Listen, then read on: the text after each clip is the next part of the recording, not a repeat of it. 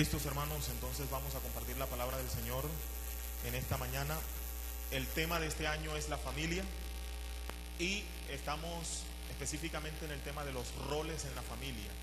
Titulamos el sermón el domingo pasado, Roles, una expectativa divina. Continuamos en el mismo título, en el mismo tema. El domingo pasado enunciamos de manera general las posiciones, las funciones y los roles en la familia, y hoy queremos empezar a hablar del rol específicamente de la disciplina en manos de los padres, en la posición de padres. Entonces vamos a hablar de los padres en su función educadora, en su rol de disciplina. ¿De acuerdo? El texto es el mismo, Colosenses capítulo 3, versículo 17 hasta el versículo 21. Del versículo 17 al versículo 21. Me comprometí con mi equipo asesor de que no podía dejar pasar este día sin explicar por qué razón ahí nada más hay dos muñequitos. ¿Ya se dieron cuenta? Nada más hay dos muñequitos. Entonces, alguien me dijo que falta un muñequito más chiquito y una muñequita más chiquita, ¿verdad? Para que sea una familia. Pero lo que queremos significar con esto es que la familia está conformada por mínimo dos personas. Mínimo dos personas son una familia. ¿Están de acuerdo conmigo? Mínimo dos personas son una familia. Un hombre y una mujer son familia. Cuando Dios formó del polvo de la tierra al hombre y luego de la costilla del hombre, según Génesis, a la mujer y la trajo para que fuera su mujer, ahí está la creación de Dios, ahí está la familia, y potencialmente por los atributos que Dios le regaló al hombre y a la mujer, entonces una de sus funciones es la procreación, y obviamente la idea es que van a tener hijos. Entonces yo quise que esta mañana pudiéramos dejar los dos muñequitos, pero el próximo domingo ya van a aparecer entonces los otros muñequitos. ¿De acuerdo? Pero por hoy entendamos así: dos personas, un hombre y una mujer, son una familia. ¿Está bien, hermanos? Muy bien.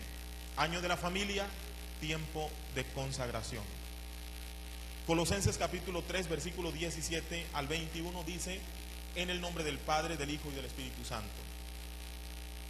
Y todo lo que hacéis, sea de palabra o de hecho, hacedlo todo en el nombre del Señor Jesús, dando gracias a Dios Padre por medio de Él. Casadas, estad sujetas a vuestros maridos, como conviene en el Señor.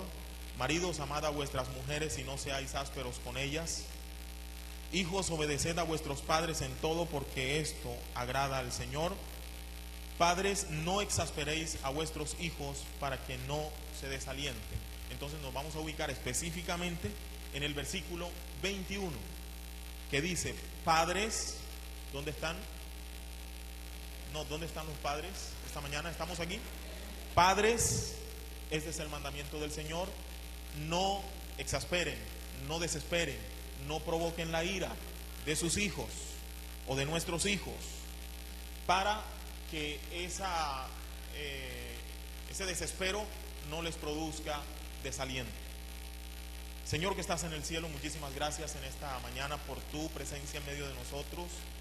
Gracias, Señor, por todo lo que tú haces y por todo lo que tú hiciste ayer y por todo lo que tú harás mañana, Señor. Gracias porque sabemos que tú estás hoy con nosotros, en este día estás con nosotros, así como estuviste ayer y así como estarás mañana. Bendecimos a las familias, Señor, de la Iglesia del Pacto en Villa de las Moras. Bendecimos las casas de esta congregación, de esta iglesia, Señor. Mi casa y yo serviremos a Jehová. Queremos, Señor, que tú estés sentado en el trono, en el centro, Señor, de nuestras familias, y que toda nuestra familia alrededor de ti estemos consagrados.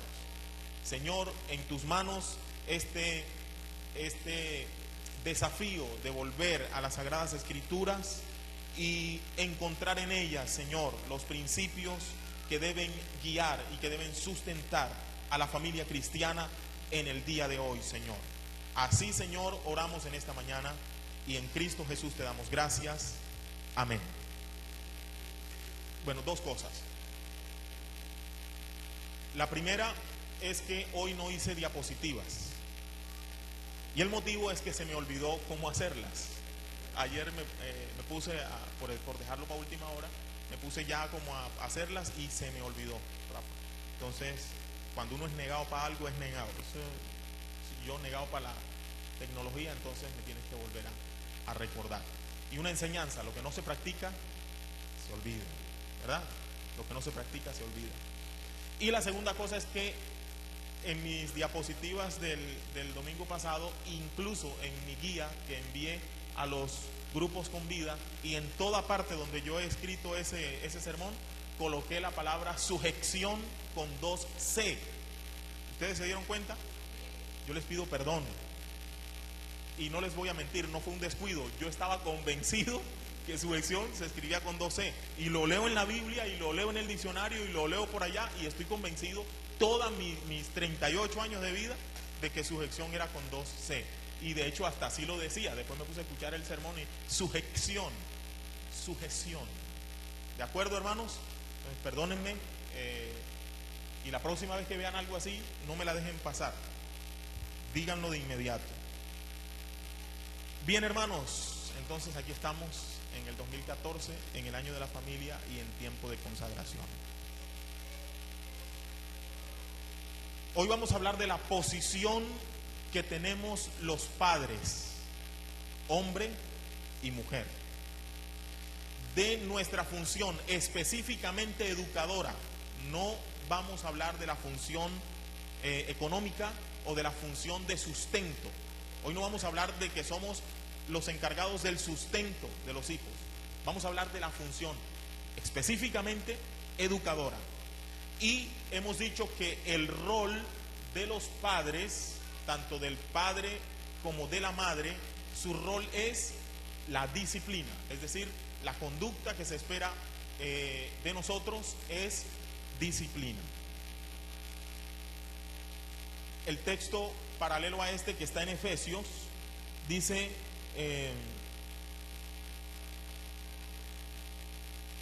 también dice: no provoquen la ira de sus hijos, sino críenlos en la disciplina y en la amonestación del Señor. Entonces hoy vamos a hablar de la disciplina como rol de los padres. Debo comenzar por decir que hay dos extremos que debemos evitar. Por un lado está la familia, el padre o la madre, que asume la posición de dueños de los hijos. Dueños, es decir, como una propiedad, como una pertenencia, como el televisor o como algo más, pero son los dueños de los hijos. En tal caso, en la familia o en el caso del hombre y la mujer que se asumen dueños de los hijos, porque los hijos no son nuestros, son una herencia del Señor y nos han sido confiados para que nosotros les enseñemos, ¿verdad? No son nuestros para especificar un estilo de vida familiar que no es correcto. En tal caso, cuando los padres se asumen dueños de los hijos, entonces toman el rol de amos y señores, ¿sí? Hay padres que toman el rol de amos y señores de sus hijos. No se asumen como maestros de sus hijos, se asumen dueños. Y entonces asumen el rol de amos. Son los amos y señores de esos pequeños esclavitos que son los hijos. Y el otro extremo es el de los que se asumen, excúsenme la palabra con todo respeto, bufones. Unos bufones, unos que están para divertir y para celebrar todo de sus hijos. Escúchese bien, en tal posición que es una caricatura de familia, lo que hoy nos muestran algunas series de televisión, lo que hoy nos muestran algunas telenovelas, lo que hoy nos muestran algunas películas, en donde los padres parecen más bien unos bufones, ¿verdad? el niño, la niña, hay que entenderlo, hay que darle su espacio, que mejor dicho, el padre se asume entonces como un esclavo. Él no es el amo y el señor, él es el esclavo. Entonces hay familias en las que los hijos le hablan a los papás como si los papás fueran sus esclavos, ¿verdad? Ya está la comida, gritan algunos hijos a la mamá. Y si no está, le montan cara, ¿verdad? Porque ellos son los señores. Y los papás son los esclavos y son los bufones. Que es lo ridículo, la ridiculización de la familia cristiana. ¿De acuerdo? Entonces, ni lo uno ni lo otro. Dios nos establece como padres. Y los padres somos unos maestros en esa función de educación. ¿De acuerdo? Ni dueños ni bufones, maestros. ¿Es claro eso? Ni dueños ni bufones, somos de nuestros hijos. Y los hijos no son ni esclavos ni amos tampoco en la casa. ¿Está bien? Son discípulos. Los hijos no son los señores de la casa, porque modernamente hay una tendencia a pensar que los niños, déjenlos pensar, libertad de expresión, tienen derecho a disentir, a opinar, y terminan ellos tomando las riendas de la casa. No es así. En ninguna manera son los señores, pero tampoco son los esclavos. ¿De acuerdo?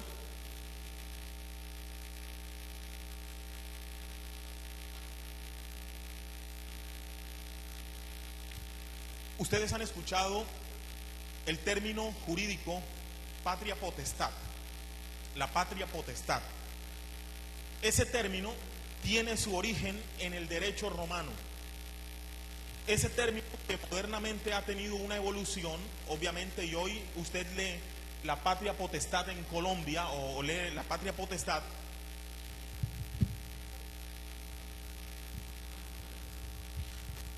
La patria potestad, ¿por dónde iba?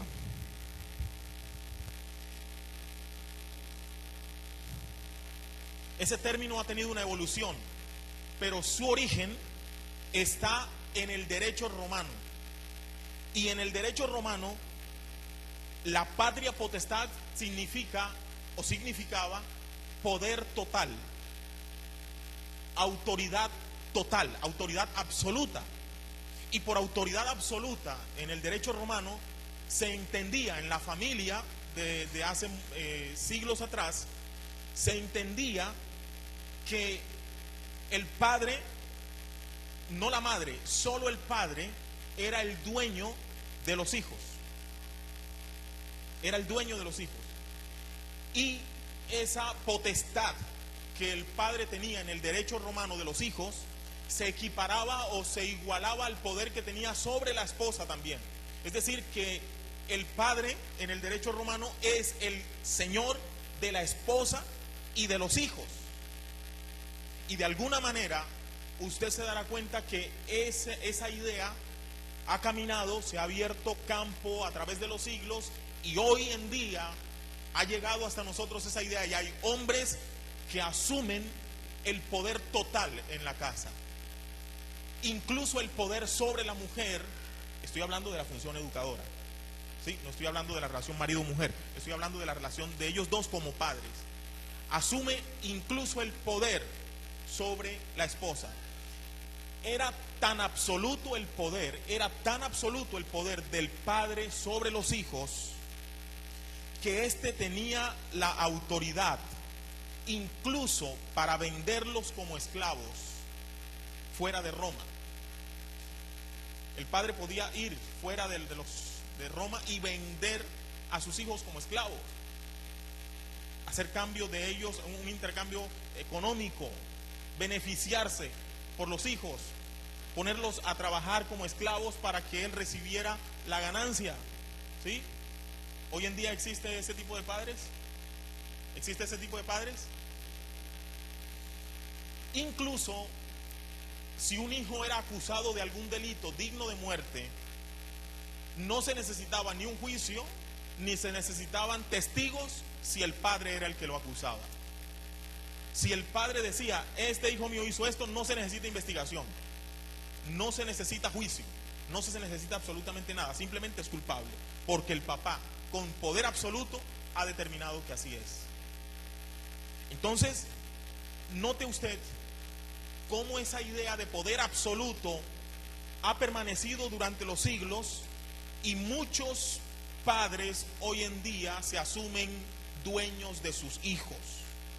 ¿Usted alguna vez ha visto una escena como esta? Un salvaje golpeando a un pequeño, y si usted le dice, oye, déjalo, oye, ¿qué pasa? Lo vas a matar.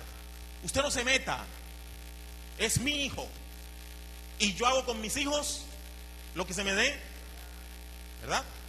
Porque se asumen con el poder absoluto, aún para maltratar, aún para denigrar, y hay de que usted se meta, ¿verdad? Nosotros en la línea de derechos humanos estamos trabajando por eso, pero hay que hacerlo con sumo cuidado, ¿verdad? Con sumo cuidado, es decir, ir donde hay que ir y denunciar donde haya que denunciar.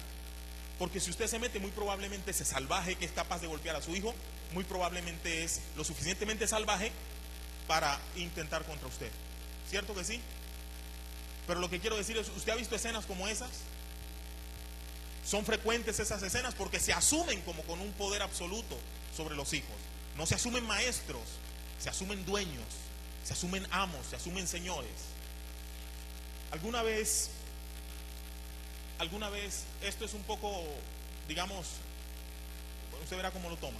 ¿Alguna vez a alguno de ustedes le dijeron, Eusebio, su papá o su mamá, y usted decía, ¿qué? Y su papá, ¿cómo le respondía? ¿Qué no? Señor. ¿Alguna vez le respondió su papá así? Eusebio, ven acá. Eusebio, ¿qué? ¿Qué no? Haz el favor, respeta. Señor, ¿verdad? Entonces uno asumía como que es un amo, es el Señor, es mi dueño, yo soy de él, ¿de acuerdo? Y era una relación, digamos, de amo y señor. Y entonces la cultura nos avala ese tipo de actitudes y nos dice, wow, qué buen papá, eso sí es autoridad, ¿verdad?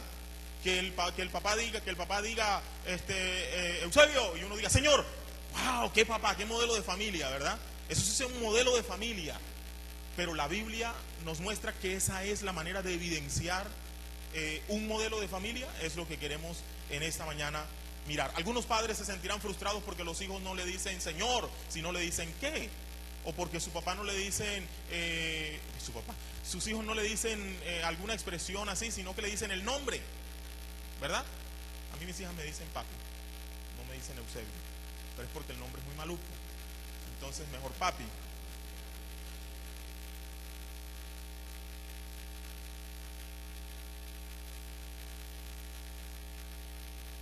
Tráigame las chanclas. El Señor llega, se sienta, monta los pies y los hijitos salen corriendo a llevar las chancletas. Qué hijos bien educados, ¿verdad? Eso sí es disciplina, eso es educación.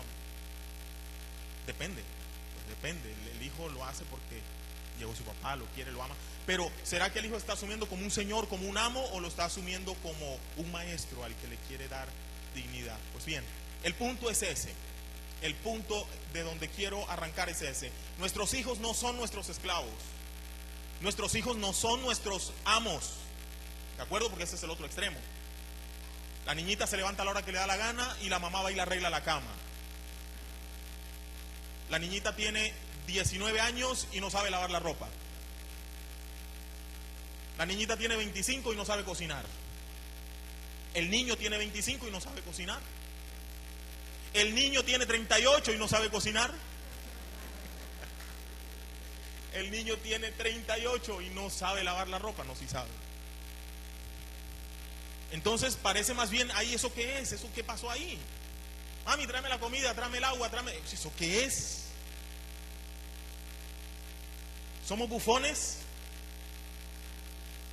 ¿Somos señores, amos, dueños? No, somos padres. Un padre es un educador, un maestro. ¿De acuerdo? Función educar. Posición padres, rol disciplina. La palabra disciplina, la palabra discípulo y la palabra discipular tienen la misma raíz, ¿verdad? Discere significa enseñanza.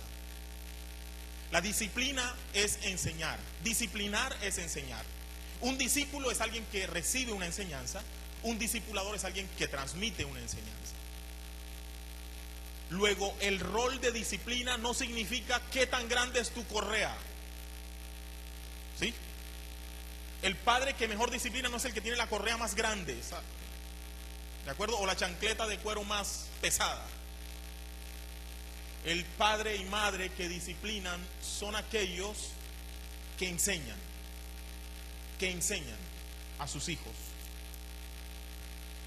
Entonces, yo creo que en el rol de enseñanza que le compete a usted y a mí como padres, para entenderlo un tanto, yo me hago 4 preguntas. ¿A quién voy a enseñar?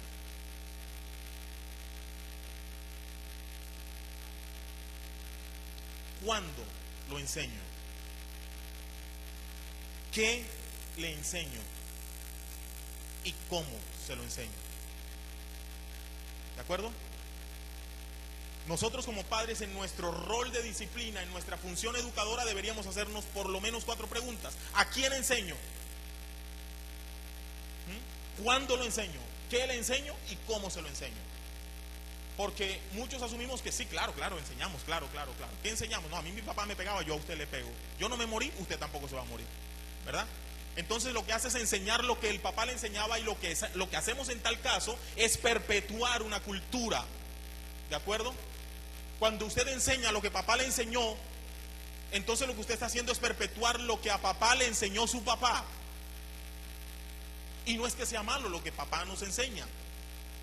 Lo que importa es que podamos comparar lo que papá y mamá me enseñó a mí en mi casa con las Sagradas Escrituras. ¿De acuerdo? Porque lo que yo ahora voy a enseñar a mis hijos tiene que ser lo que está en las Sagradas Escrituras, y no lo que la cultura me dice, y no lo que cualquier otra ciencia me dice. ¿Está bien, hermanos y hermanas? Entonces, ¿a quién voy a enseñar? Es la primera pregunta. ¿Hay a mis hijos? Sí, pero ¿qué son tus hijos? ¿Qué es el ser humano? Es un ser humano. ¿Qué es el ser humano? ¿De acuerdo, queridos hermanos? Yo voy a enseñar seres humanos, yo no voy a enseñar perritos, porque es distinto enseñar perritos que enseñar seres humanos. ¿Estamos de acuerdo? Y mucha gente no tiene claro que está enseñando seres humanos, no perritos. ¿Sabe cómo estoy enseñando yo a mi perrito? Ese perro me tiene loco, man. Ese perro, y Ebel si yo lo levantamos a juguete con un trapito, no le pegamos duro, con un trapito tratando, y el perrito lo que hace es que muerde el trapito creyendo que yo estoy jugando con él. ¿Qué hago yo, hombre? No son perritos lo que estamos enseñando.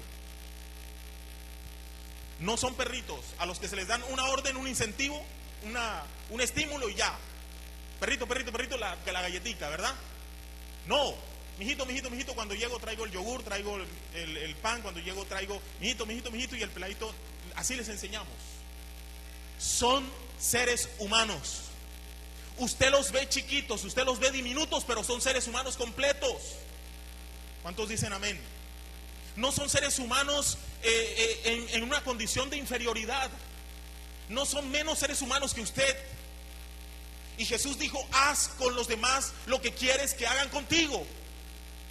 Entonces yo en alguna ocasión me preguntaba: oye, a mí me gustaría que cuando yo no entiendo me den por las piernas. Oye, a mí me gustaría que cuando yo me equivoco me den por las piernas y me levanten y me ridiculicen. A mí me gustaría que cuando yo no sé hacer algo me digan: oye, pero tú no aprendes, oye, tanto que te lo repito, ¿y por qué es que no aprendes? ¿A usted le gustaría que le hicieran eso? ¿Sabe por qué no le gusta? Porque usted es un ser humano. ¿Y sabe a quién está enseñando usted? A seres humanos. ¿Es claro? Entonces lo primero que tenemos que entender es que estamos educando seres humanos. Seres humanos.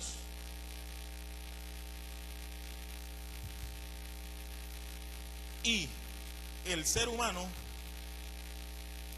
según la Escritura,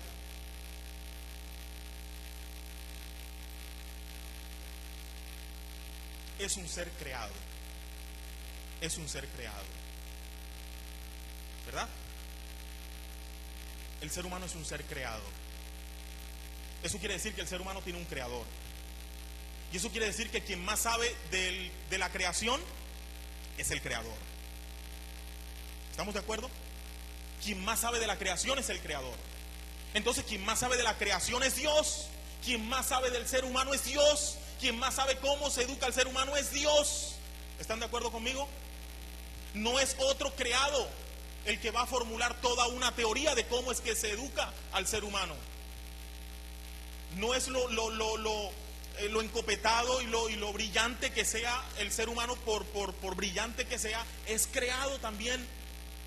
Y si sus teorías de cómo educar al ser humano no se sujetan a las sagradas escrituras, que son las normas del creador, entonces puede ser muy moderno y puede ser muy brillante y puede ser muy fantástico lo que me esté diciendo de cómo criar, pero yo comparo lo que me diga cualquier hombre creado con lo que dice el creador.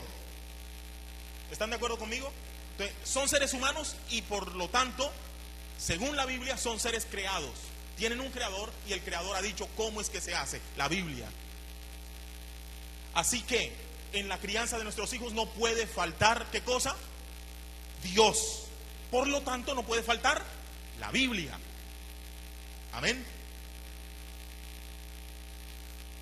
Algunos creen, sí, nos falta Dios. Y entonces cuando el pelado se va para el colegio, Dios te bendiga, mijito, ¿verdad? Y ahí está Dios presente. Dios te bendiga, mijito. Vaya con Dios, ¿verdad? O nosotros también creemos que tener a Dios presente, ven acá, mijito, vamos, Dios bendícelo, guárdalo, protégelo, ángeles alrededor de él. ¿Eso es que Dios está en nuestra familia? Pues que Dios está en nuestra familia es que la Biblia está en nuestra familia. Es que la Biblia, las enseñanzas de la Biblia hacen parte de nuestra educación para nuestros hijos. ¿Es así? El ser humano es un ser, después de la caída, inconcluso. Es decir, no terminado. Después del capítulo 3, el ser humano queda no terminado. Eso quiere decir que el ser humano necesitará educación ¿por cuánto tiempo? ¿Por cuánto tiempo? ¿Por 5 años? ¿Por 10? ¿Por 15? Yo ya lo quería a usted. Yo ya le di lo que le tenía que dar. Ya usted está criado, usted verá si se deja morir. ¿Verdad? Es más o menos lo que uno cree, que uno cría, que criar significa educar o instruir o transmitir una enseñanza, que uno transmite una enseñanza como padre durante un periodo de tiempo y no más. Pero por cuanto el ser humano es inconcluso, después de la caída el ser humano nunca estará terminado hasta que Cristo aparezca y seamos revestidos y transformados totalmente. Quiere decir que mi posición y mi función va a durar toda la vida. ¿De acuerdo? Yo voy a ser papá toda la vida. Hasta que yo me muera, voy a ser papá. Cuando mis hijas se casen, voy a seguir siendo papá. Cuando mis hijas tengan hijos, seguiré siendo papá. Y seguiré en menor medida, pero en una función educadora que explicaremos más adelante. ¿Cómo es que uno se mete ya en los hogares? Si se puede utilizar el término meterse ya cuando están formados.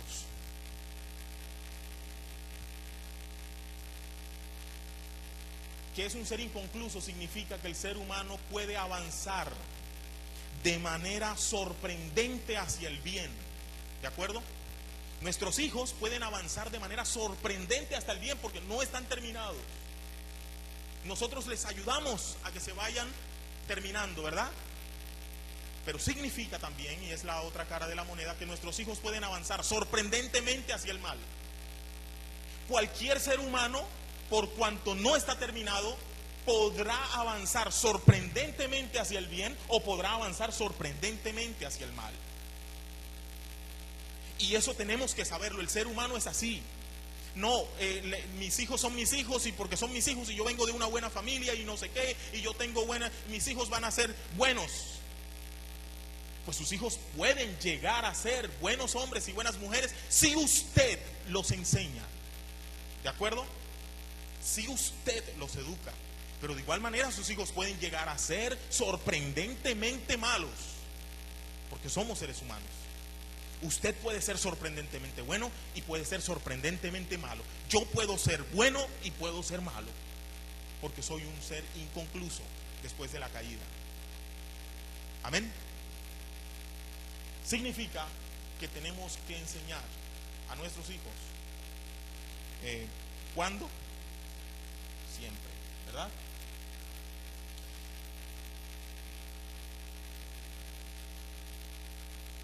El ser humano, estamos hablando de a quién enseño, ¿sí? Enseño a seres humanos, y los seres humanos son creados, inconclusos y con tendencia al mal.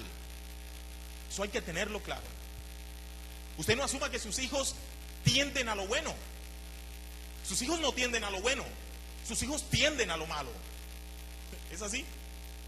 ¿Sabe por qué? Porque usted tampoco tiende a lo bueno, usted tiende a lo malo, ¿o no? ¿Yo me equivoco? Usted tiene que luchar con el mal que usted sabe que no debe hacer, pero su tendencia es al mal, porque estamos caídos. Y aunque Cristo haya aparecido en la escena y nos haya redimido y nos haya dado su espíritu, seguimos, lo que nos ha dado es la fuerza para resistir el mal e intentar, con la ayuda de Él, caminar hacia el bien. Pero entonces usted no asuma que sus hijos son buenos. Sus hijos son seres humanos, y como seres humanos tienden al mal. ¿De acuerdo? ¿De acuerdo? Señor, su hijo hizo tal. Mi hijo, sí, su hijo. Mi hijo, sí, su hijo. Mi hijo, pero usted sabe bien. Mi hijo, sí, su hijo. Señor. No, mi hijo no puede ser, no. No, eso tuvo que ser otro peladito. ¿Una qué? ¿Una qué? Una amenaza. ¿Cómo así? Escuché una voz. Pero si hay amenazas contra nuestros hijos, ¿verdad? A mí todo me sale como si yo lo hubiera preparado. Ya me perdí otra vez. No, mi hijo no, eso tuvo que ser el otro pelado. Su hijo no sé, ya me lo está dañando ese peladito de allá, me lo está dañando. Que no ande más con esos pelados, me los está dañando, me lo están dañando. Él no era así. Los demás son así, me lo están dañando los demás. Y el suyo no estará dañando también a nosotros, porque tenemos tendencia al mal. Y entonces cuando enfrentamos nuestra función educadora, tenemos que estar bien claros, con el cinturón bien puesto, en que nuestros hijos tienen tendencia al mal. Porque el ser humano, la Biblia nos dice que es así. Un señor por ahí, que no voy a decir el apellido porque no sé cómo se pronuncia, dijo: el ser humano nace bueno y la sociedad lo corrompe. ¿Eso es cierto según la Biblia? No, el ser humano nace con tendencia, nace manchado, nace con tendencia hacia el mal. ¿Usted le tiene que enseñar a hacer las cosas malas a sus hijos? No. Usted tiene que durar toda la vida tratando de enseñar, de que hagan las cosas buenas, porque lo malo pareciera que viniera ya con uno. ¿Cierto? Eso no es cierto, que la sociedad lo corrompe. Si usted se pone con eso, entonces bueno, métalo en una burbuja, no lo deje salir a ninguna parte y ya coronó, usted crió bien, ¿verdad? Claro que no. Entonces usted no tiene que andar como que temiéndole a las amistades, sí, cuidando, pero no como que, ay, entonces sus hijos, es el colegio el que me lo está dañando. Es que ese colegio no enseña nada, pastor. Ese colegio es malo. Yo por eso lo voy a sacar de ahí y lo voy a poner allá. Y allá se da cuenta que la tendencia sigue. ¿Cierto? No nos neguemos a la realidad de que criamos seres humanos, y los seres humanos, según la Biblia, tenemos tendencia al mal después del capítulo 3 de Génesis. ¿Está bien? Y por último en este punto,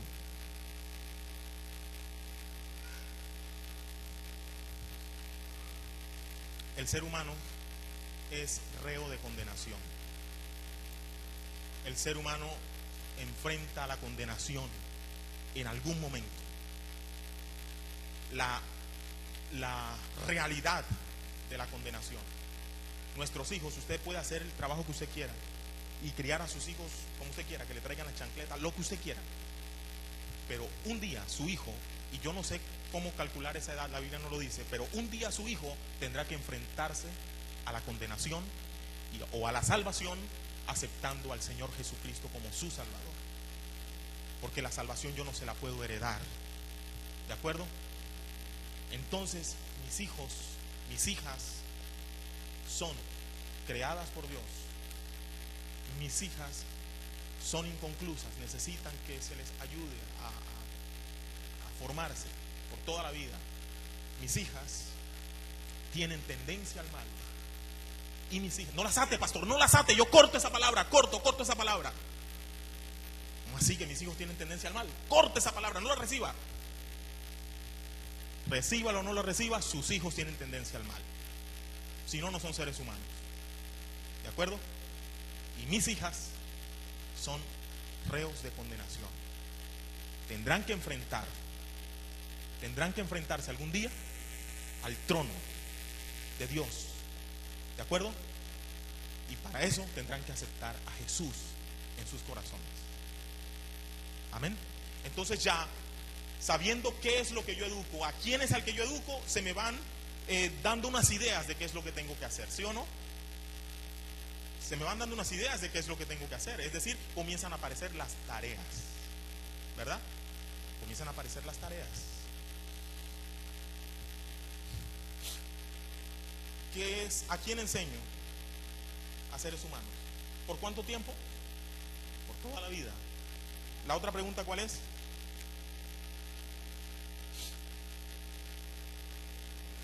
¿Qué le enseño? ¿Qué le enseño? Por lo que acabamos de decir, por las cosas que yo acabo de decir, debemos estar bien claros en algo. No hay varitas mágicas para criar. No hay varitas mágicas para criar. Ya quisiéramos nosotros tener varitas mágicas para criar, ¿verdad?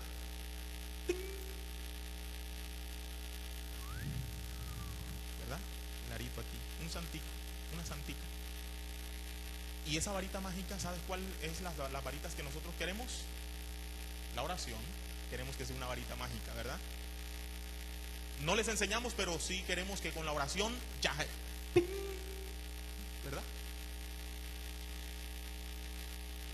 No les enseñamos, pero creemos que, ay, pastor, yo les conté que una vez predicando en una iglesia, venía un niñito así como de 5 años, gordito así, estirándose, y la mamá lo traía jalándolo así, y la mamá llegó donde mí y me dijo: pastor,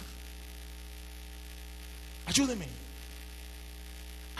con este niño, repréndale ese espíritu de rebeldía que tiene. Entonces yo cogí al niñito, no se dejaba ni poner la mano, tratando de poner la mano, no se la dejaba poner. Al fin yo: Señor, bendícelo, amén. Y la mamá me dijo: ya. Y yo decía: ya, venga, ahora oro por usted, Señor, ayuda a esta mujer a que tenga la sabiduría para criar a su hijo. ¿De acuerdo? Porque es que no hay varitas mágicas. Creen que los pastores somos varitas mágicas. Llévaselo al pastor, llévaselo al pastor, llévaselo al pastor. La pastora, ahí se lo traigo. Y se queda fuera de la oficina esperando que salga el niño. Santo, yo soy una varita mágica.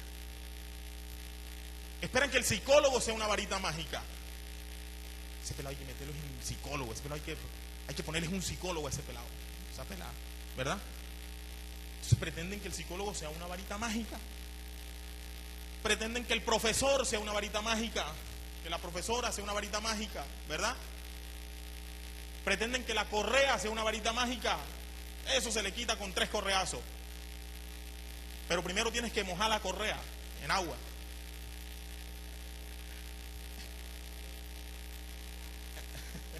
Eso se le quita con 3. Ah, míralo, ven. Así era el mío. ¿Sabe con qué le quité eso? 3 le di. 3 nada más le di. Caramba, préstame esa que es una varita mágica, porque la mía le he dado más de 3 y no, nada. Yo no le pego a mis hijas. No le pego a mis hijas. Les pegaba, sí, en algún tiempo. Y me lleva a pensar, número 1, que no hay varitas mágicas. Y número 2, que nadie puede dar lo que no tiene. ¿De acuerdo? Si usted no tiene Biblia, usted no puede dar Biblia. ¿De acuerdo? Si el papá no conoce la Biblia, ¿qué Biblia va a enseñar? ¿Ah? Si la mamá no conoce Biblia, ¿qué Biblia va a enseñar? Si la mamá cree que con aceite ungido el pelado se arregla, eso es lo que va a hacer. Llevar el potecito de aceite a la iglesia para que el pastor se lo ore, para después echárselo al pelado, para que el pelado deje esa grosería que tiene, porque no sabe Biblia. Nadie puede dar lo que no tiene. ¿Está bien? Y se educa con la Biblia. Con la Biblia. ¿Qué enseñamos? Ya me adelanté un poco, es con la Biblia, pero ¿qué es lo que enseñamos? ¿Qué hay que enseñarle al niño y a la niña? ¿Qué hay que enseñarle? ¿Cuántas estrofas tiene el himno nacional? ¿Ah? ¿Hay que enseñárselas al niño? Sí, claro, hay que enseñárselas. Pero como ser humano y con toda esa tendencia de la que estamos hablando, ¿qué le enseñamos? ¿Sabe qué dice la Biblia? Debemos enseñarle obediencia. Amén. Obediencia. Hebreos capítulo 5 versículo 8. Si alguien lo encuentra, por favor léalo. Hebreos capítulo 5 versículo 8. ¿Qué dice? Rapidito, ya.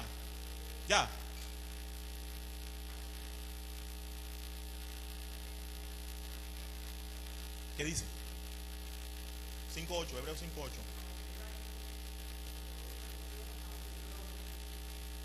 ¿Quién? Jesús. Y aunque era el Hijo, por lo que padeció, ¿qué aprendió?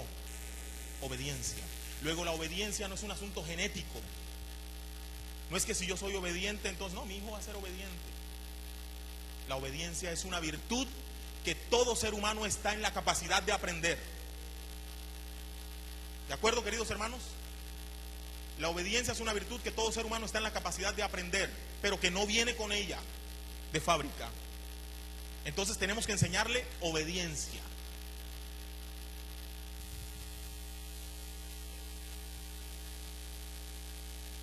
La obediencia no es de personalidad. Los que tienen hijos así, que son como calladitos, así como que no hablan mucho, y entonces uno le dice, siéntese ahí, y el niñito se sienta, se lo queda mirando a uno. Entonces uno dice que mi hijo es obediente porque esa es su personalidad, o su temperamento, o cualquier otra categoría que le querramos dar. Ese peladito es obediente. ¿Sabe una cosa? Dicen por ahí que de los calladitos, ¿verdad? Ojo con los calladitos. ¿Se acuerdan del peladito aquel? Siéntate, no me siento, pa. ¿Qué te sientes? Se sentó. ¿Viste que sí se puede sentar? Sí, maestra, estoy sentado, pero por dentro estoy de pie. Entonces no todo el que se siente y se queda callado es obediente. ¿De acuerdo? ¿De acuerdo? Hay que enseñar obediencia. ¿Sabe qué significa la palabra obediencia? ¿Sabe qué significa la palabra obediencia? Tiene la misma raíz de la palabra escuchar. Obediencia es saber escuchar. Saber escuchar, eso es obediencia. ¿Me escucha? O sea que está siendo obediente. Saber escuchar.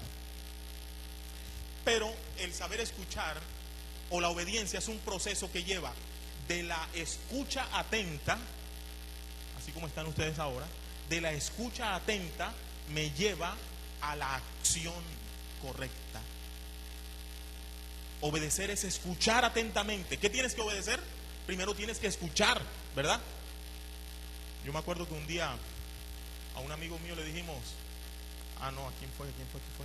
Estábamos aquí en una reunión de ministerio infantil, y entonces llegó un niño y Kelly le iba a decir, ven acá, ve donde no sé quién, y me le dice que me dé la llave. Eso le iba a decir Kelly al niño. Y le dijo, ven acá, vas a ir donde no sé quién, y el pleito. Después regresó, ¿qué es lo que le voy a decir? Que te dé la llave. No había terminado de escuchar cuando ya. Porque para que tú sepas lo que vas a hacer, tienes que escuchar atentamente. Quien no escucha atentamente no es obediente. ¿Me escucha? Usted predica, usted mira al público Y usted se está dando cuenta de la gente que no lo está escuchando, que no es capaz de escuchar. ¿Yo qué puedo pensar? Va a obedecer, pero si ni siquiera sabe qué es lo que va a obedecer. No ve que no escuchó la enseñanza. ¿Y cómo estuvo el sermón? Es una belleza. El sermón, ¿cómo estuvo? Es una belleza. ¿Qué fue? ¿Qué es lo que? No me acuerdo bien, pero es una belleza. Predicaron en, yo no me acuerdo, pero eso, mejor dicho, eso fue tremendo. Quien no escucha, no obedece.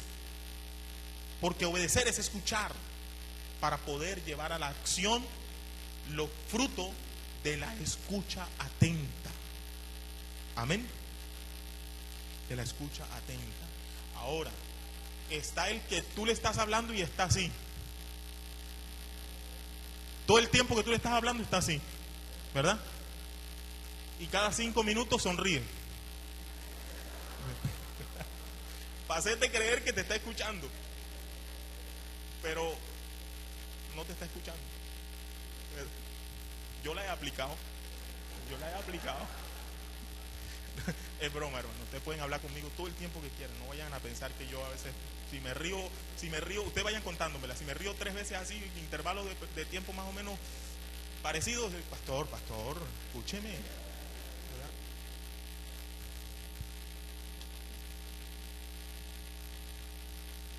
Ojo, no se trata de tomar las decisiones por los hijos. Mucha gente cree que es buen papá porque toma las decisiones que deben tomar los hijos. Es enseñarles obediencia para que cuando ellos tengan que decidir, decidan ellos en el filtro de la obediencia. ¿Está bien? No es buen papá el que decide por los hijos. Bueno, hasta cierta edad, ¿verdad? Y ciertas cosas uno le va dejando, ¿verdad?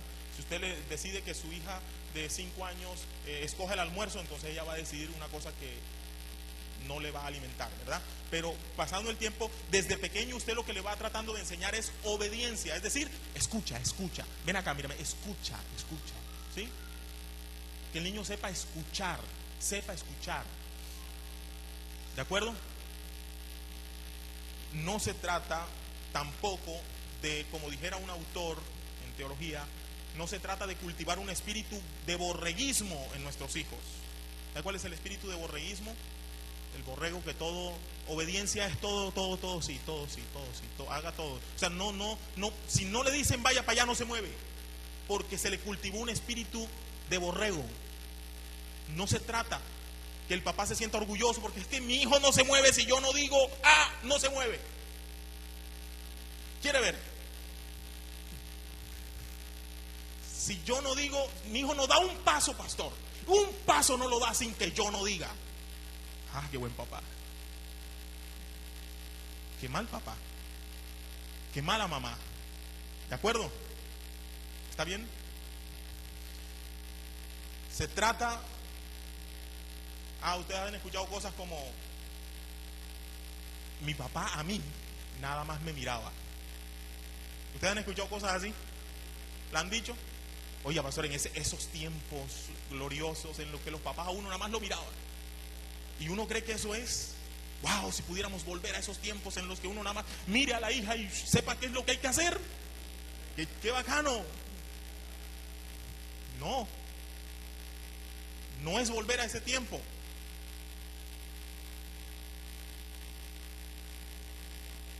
O meterle a los pelados que el mayor siempre tiene la razón. Entonces, si el mayor dice, el mayor, o sea, el adulto dice, otra frase típica, si él dice tírate de un puente, tú te vas a tirar. Entonces, si el mayor, porque es mayor, dice tírate de ese puente, tú te vas a tirar. No, escucha lo que te está diciendo el mayor. ¿De acuerdo? Escucha lo que te está diciendo el profesor. Y luego, cuando llegues acá a mi casa, hablamos de lo que te dijo el profesor para ver cómo te enseñamos y cómo filtramos esa enseñanza desde la Biblia. Y uno coge la Biblia y la abre, ¡pum!, ¿verdad? Y empieza a enseñar, a instruir a sus hijos.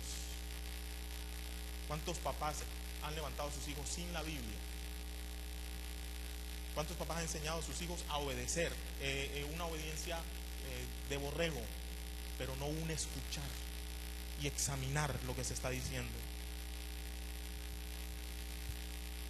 Yo tengo un amigo mío por ahí que un día se cayó y quedó como arrengado, quedó como torcido, así un poquito torcido. Y después el papá, cada vez que llegaba un amigo le decía: mijo, venga acá. Ya el pelado estaba sano. Por el peladito ya estaba sano, ya se había puesto derechito otra vez. Y entonces cuando llegaban los amigos le decía: mijo, ¿cómo fue que tú quedaste? Y el peladito le tocaba ponerse arrengado otra vez para caminar, para que los amigos lo vieran. No lo entendieron, yo sí lo entendí.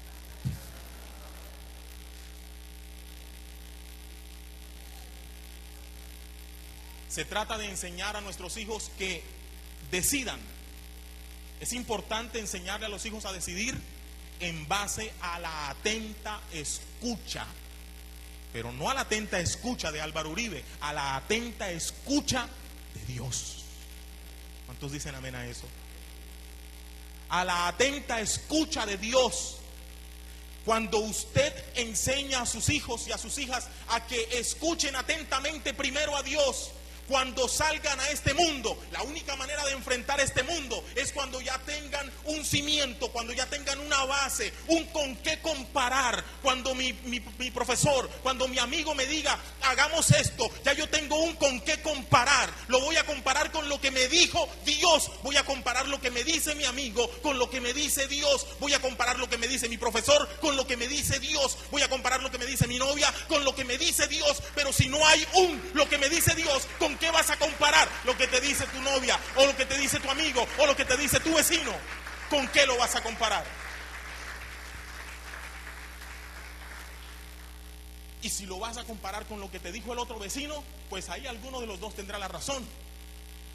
Hay que enseñarle a nuestros hijos primero que aprendan a escuchar la dulce voz de nuestro Señor, para que cuando venga la tentación, para cuando venga la situación, tengan una base con qué comparar en la toma de sus decisiones. Amén, hermanos y hermanas. Entonces eso es ¿qué enseñar? La Biblia. No, enseñar obediencia, pero con la Biblia, la obediencia de la Biblia. Jesús fue obediente a su Padre. ¿Es así? Jesús aprendió obediencia aunque era el Hijo, por los padecimientos que tuvo. Y la Biblia nos da dos grandes principios para decidir. ¿Sabe cuáles son? Ama a Dios sobre todas las cosas. Si tú amas a Dios sobre todas las cosas, decide lo que quieras. ¿De acuerdo? Escucha lo que quieras. Ponlo a hablar con el que quiera. Que si tú amas a Dios sobre todas las cosas, pero también amas a tu prójimo como a ti mismo, estás listo para enfrentar la vida. ¿Cuántos dicen amén? Sus hijos saldrán de la casa listos a enfrentar la vida. Pero si usted no les ha enseñado a escuchar atentamente la voz de Dios, y la voz de Dios es esa que dice: ama a Dios sobre todas las cosas. Lo que enseñamos son principios. No tenemos que andar enseñando en cada una cosa que decidir. Lo que tenemos que enseñar son grandes principios. Ama a Dios, hijo mío. Ama a Dios, hija mía. Y nunca decidas en contra de ese principio. Ama a tu prójimo, hijo mío. Ama a tu prójimo, hija mía. Y nunca decidas en contra de ese principio. ¿De acuerdo? Dos grandes principios. Entonces ese es el qué enseñar. Finalmente, el cómo enseñar. ¿Recuerdan el texto que leímos? No exasperen, no desesperen. ¿Cómo lo hacemos? Para no desesperar, para no exasperar. Algunos mal creen que no exasperar es: ese pelado son las 10 de la mañana y no se levanta. Son las 10 de la mañana y no se levanta ese pelado. Pero la Biblia me dice que no exaspere. Yo no lo voy a exasperar. No lo voy a exasperar. Yo lo voy a dejar dormir otro ratico más. Porque la Biblia a mí me dice que no lo desespere. La peladita llega con 5 materias perdidas, ¿verdad? Ay, Dios mío. Señor, dame paciencia. paciencia. La Biblia dice que no la exaspere. No le voy a decir nada, no le voy a decir nada. No voy a decir nada. Voy a orar para que Dios le dé la sabiduría y gane las 5 materias. ¿Sí? Sigue orando y creyendo. Sigue orando y creyendo. Entonces, ¿qué es exasperar? ¿O cómo no exasperar? Es el punto, ¿verdad? Yo no quiero, pastor, en mi casa que se oiga una discusión. Yo quiero que en mi casa todo sea un remanso de paz. Yo por eso evito. Llegó a las 12 de la noche el pelado a tocar la puerta. ¿Pero cómo hago? Yo tengo que evitar los gritos. Entonces déjalo. No. ¿Cómo enseñar? ¿Cómo no exasperar? Se enseña con la ayuda de Dios. ¿Cuántos dicen amén a eso? Con la ayuda de Dios. Y se enseña, número 2, con el ejemplo. ¿Está bien? Si tú no enseñas con el ejemplo, exasperas. Exasperar no es repetir y ponerte teso y ponerte duro. No, exasperar es venir y exigir una cosa que tú no haces. Eso es exasperar. ¿De acuerdo? Usted quiere que su hijo haga lo que usted no hace. Eso exaspera, ¿sí o no? ¿Sí o no? Nada que dé más rabia que le estén pidiendo a uno que haga una cosa que la persona no hace. Entonces exasperar es no mostrarte, no modelar, no dar el ejemplo. Exasperar no es decir 1, 2, 3, 4 y 5 veces la misma cosa porque hay que hacerlo. ¿Está bien? Ahora no escojas la hora de la comida tampoco, porque le amargas la comida al pobre pelado. Pero espérate 1 hora. Llámalo y repíteselo. ¿Está bien? La palabra disciplina significa discipular, significa enseñar. Enseñar. Entonces, ahí están, creo yo, por lo menos planteadas unas preguntas que pueden darnos luces a la hora de enseñar. O mejor, de disciplinar. ¿De acuerdo? De disciplinar. No hemos terminado. Posiblemente el próximo domingo me toque continuar con el asunto de la disciplina, o sea, ya lo que tiene que ver con castigos y todo eso. Pero es importante que tengamos bien claro esto. Ahora, no es lo mismo criar a un niño de 5 años que a un pelangón de 18, ¿verdad? Es lo mismo. Pero el principio es el mismo. El principio es el mismo. De pronto varían ciertas cosas que hacer, pero el principio es el mismo. ¿Quieren orar conmigo por sus hijos, hermanos y hermanas?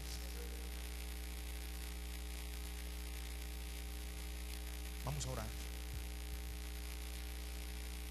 Los que ya tienen hijos van a orar por sus hijos. Los que aún no van a orar por los que vendrán. Pero todos vamos a orar por nuestros hijos. Amén.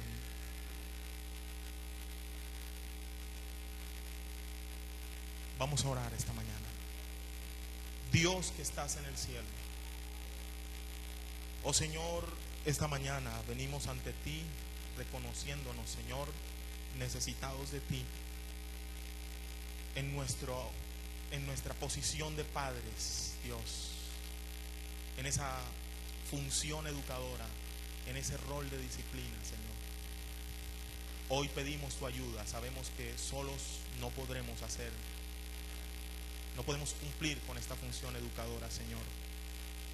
Por esa razón hoy venimos ante ti, Señor, a humillarnos y a pedirte, Señor, toda la sabiduría, a pedirte todo lo que necesitamos, Dios del cielo, para poder,